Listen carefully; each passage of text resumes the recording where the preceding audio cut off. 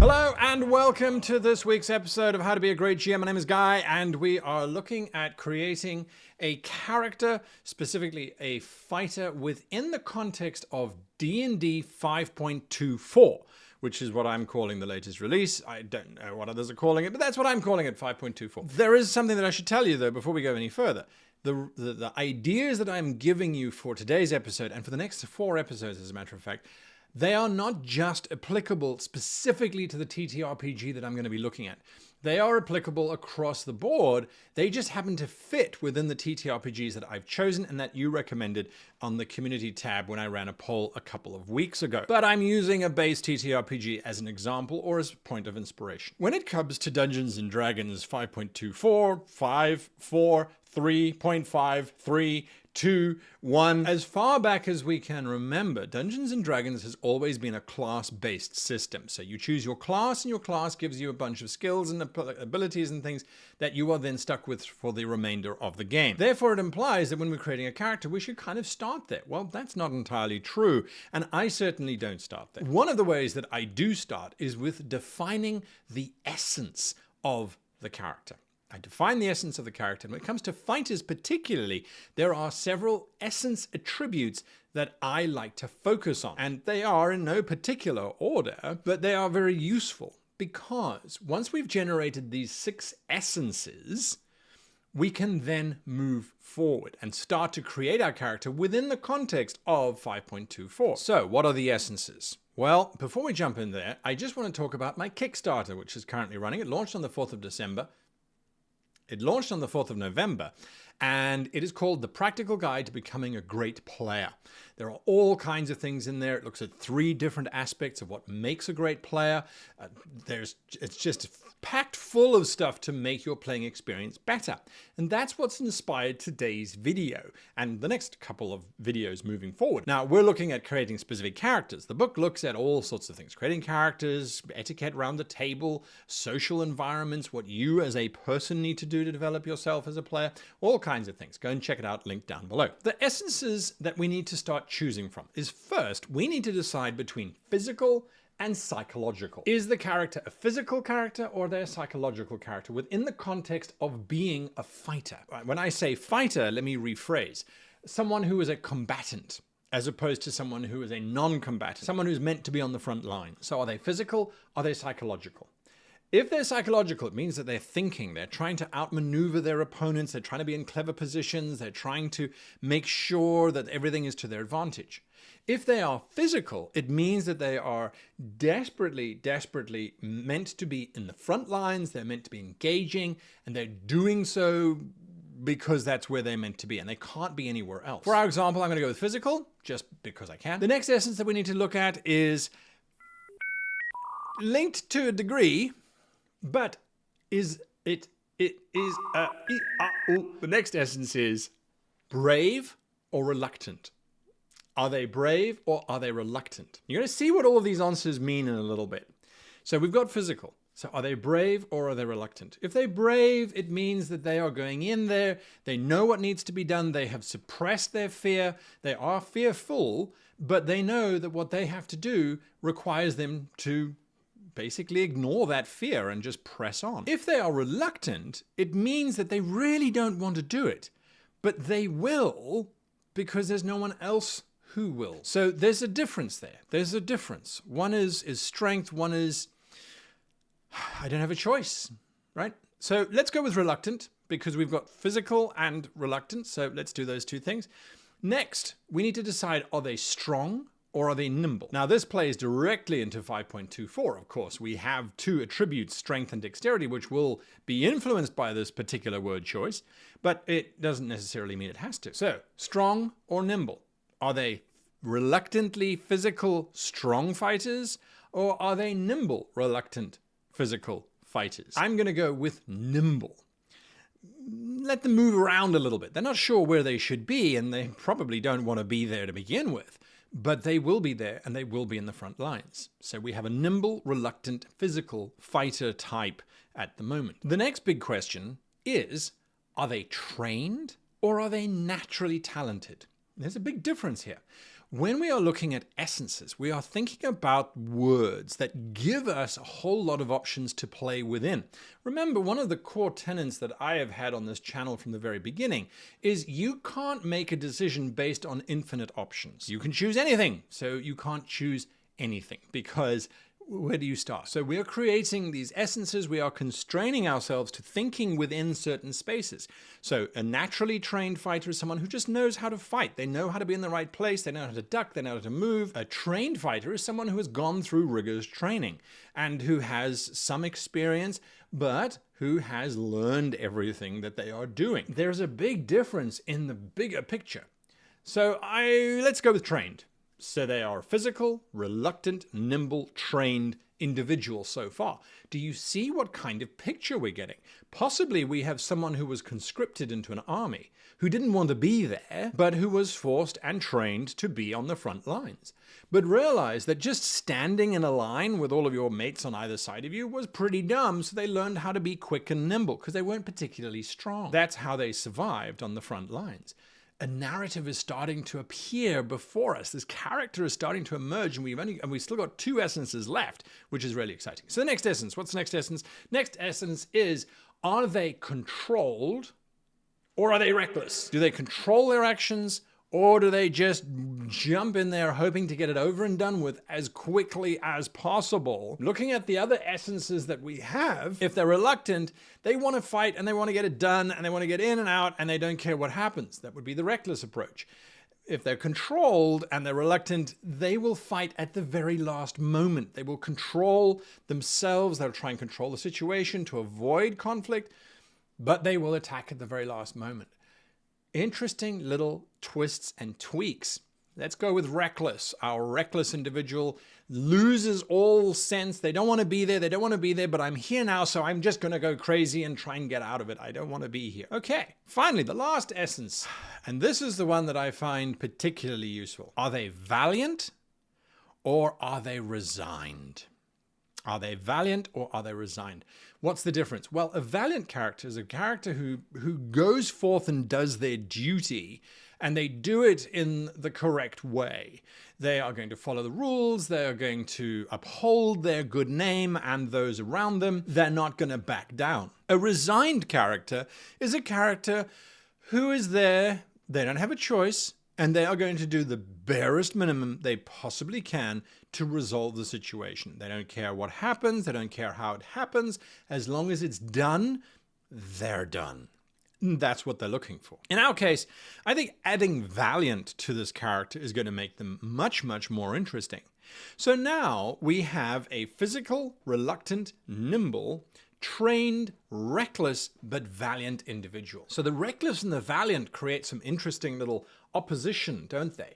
I'm reckless. I'm just going in there. I'm just doing whatever it takes to win. I don't care about myself, but I'm also going to follow the rules. So I'm going to get in there. I'm going to get stuck in right at the front. I'm not going to hide behind anybody. I'm not going to try and protect anybody. I'm going to be there, but I'm going to follow all of the rules that I have been trained and I have been taught.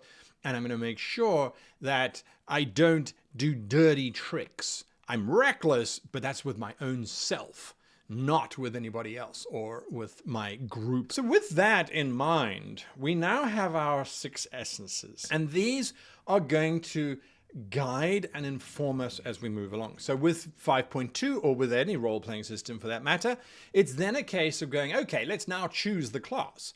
And so when we look at the classes, we go, well, we want them to be physical. We know that that's what kind of fighter they are. And so that narrows us down to fighter, monk, rogue, or ranger, because they are dexterous. They're nimble. Our character is nimble. They're not stand there and take punishment, which rules out the paladin and the barbarian. They're also reckless, which again excludes the paladin. So between those 4, we now need to decide who this character is. Well, rogue, they were trained. They could have been trained as a rogue. That's an interesting backstory, right?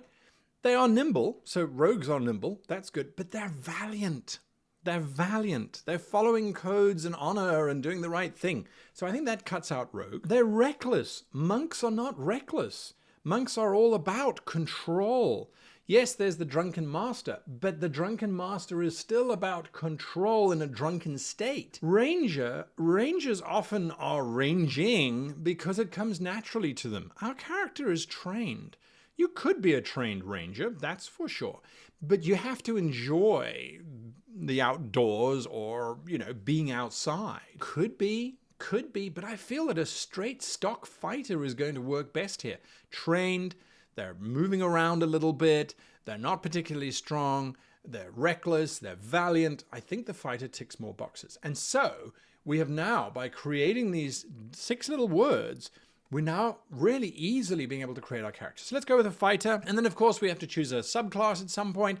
And we look at the different subclasses that are available in 5.24. And Battle Master seems to be the one that kind of ticks all of the boxes, or more of the boxes than the other ones, for example.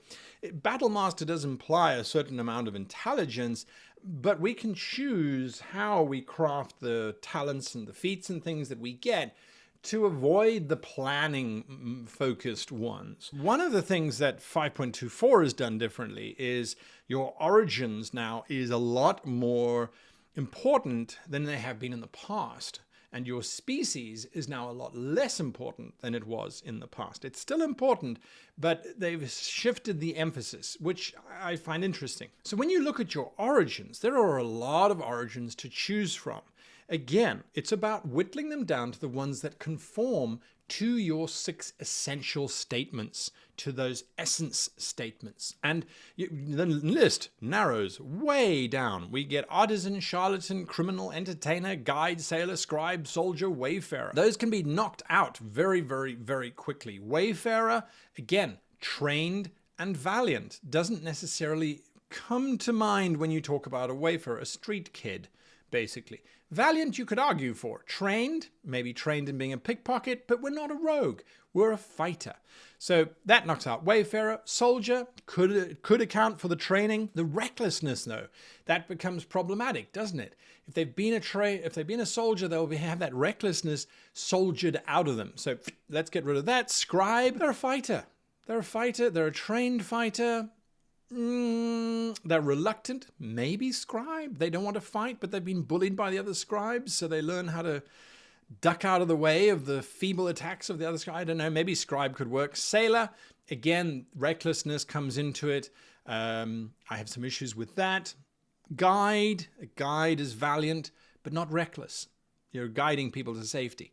Entertainer, no, that doesn't fit in my opinion. Criminal, could fit. There's a training element to it. There's a recklessness to it. That valiant thing becomes a problem. Charlatan, again, valiant comes in and becomes a problem for us. And then artisan. So I think our character is going to be a scribe. Now that's interesting. I think that's interesting. The training that they've received in combat, well, perhaps they've received it from reading a book, from reading a technical manual, or copying a technical manual. They don't want to fight, but they've read the manual or they did the illustrations for the manual. What an interesting character. A fighter who doesn't want to fight and who learned how to fight from reading a book whilst being a scribe. This, for me, this is my process. So we then get to species. And as far as I'm concerned, when it comes to species, you've got to subvert, entrench, or alter. What do I mean by this? Well, you go, okay, so we have the scribe, fighter, battle master. Immediately my mind goes, well, it's got to be elvish, right? They're nimble. They are all about learning and reading and librarying and scribing and all that kind of stuff. So if I choose elf, either I subvert it, so this elf is not a scribe. Well, no. So if I subvert, I think elf would be the wrong way to go. If I entrench, well, that is where I could choose elf. And of course, if I alter, well, who do we think of who's kind of scribey? Well, humans are kind of scribey. A dwarf could be scribey. Maybe this could be a dwarf. It also is kind of flying in the face of our reluctance, but entrenching our valiance. So you then work through the different species until eventually you come up with your decision as to where you think you should be. I think that looking at all of the different species, if we go with Aasimar, I think that could be quite fun. You've got this divine being, hence the valiance, but they don't want to fight, reluctant. They don't want to be involved in the big blood wars if that's part of the campaign thing. They don't like being divine necessarily. They've been trained. Again, we've worked this one out by studying it themselves. Perhaps it's in a way to protect themselves if they get attacked by any kind of devils and things like that. So there's a lot of justification that we can come in with regards to creating this character. So let's go with an Aasimar. Aasimar, scribe, soldier. All just from those 5 base essences.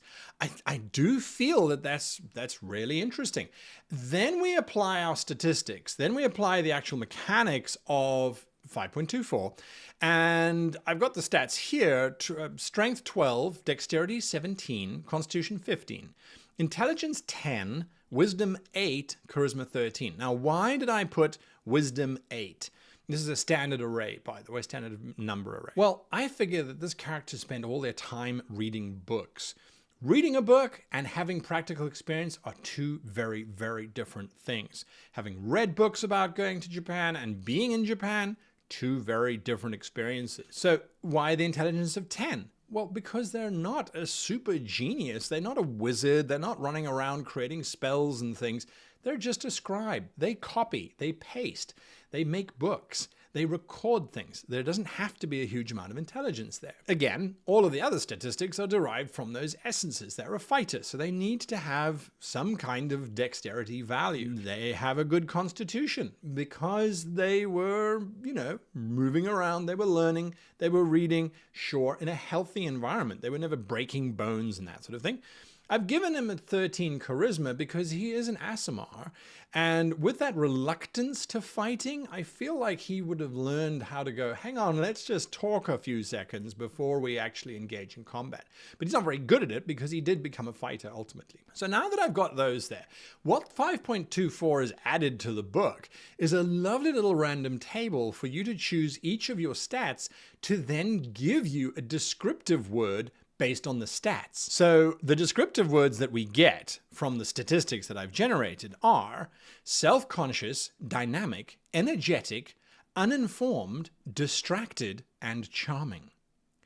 Those are some great words to add to our arsenal. We've already got our original 6, physical, reluctant, nimble, trained, reckless, and valiant. And now we've got self-conscious, dynamic, energetic, uninformed, distracted, and charming. I mean, this guy is one of those individuals whom I kind of see as being stupidly quirky, glasses perhaps, amazing body because he swims in the morning and goes for a jog around the campus, but is just a scribe. And when things go wrong, he's a scribe who's there. Perhaps with like a rapier or a longsword. I'm thinking rapier, not just because of the advantages that you would get in 5.24 for having a rapier, but also because a lot of training manuals are on the finer arts, the refined arts, rapier combat, for example. So that's kind of where my mindset is. Now we look at those things and we go, okay, great. We've built this whole character just from those 6. So that is my approach when it comes to creating a D&D 5.24, 5, 3.53, etc., character.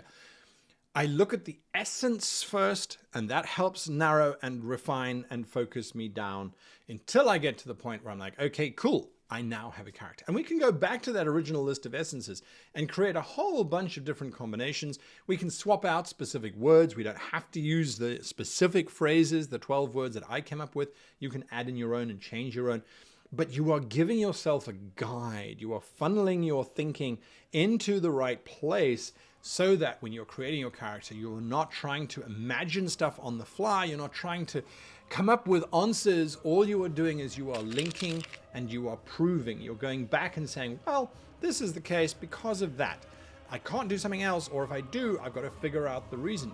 In creating the reason, you are making the character real. And that's what it's all about. Anyway, hopefully I'll see you in the live sessions, which will be coming out. Again, watch community tab for announcements on that or all of the other social media. Hit that like button if you liked today's video. And until next time, I wish you and yours the very happiest of gaming.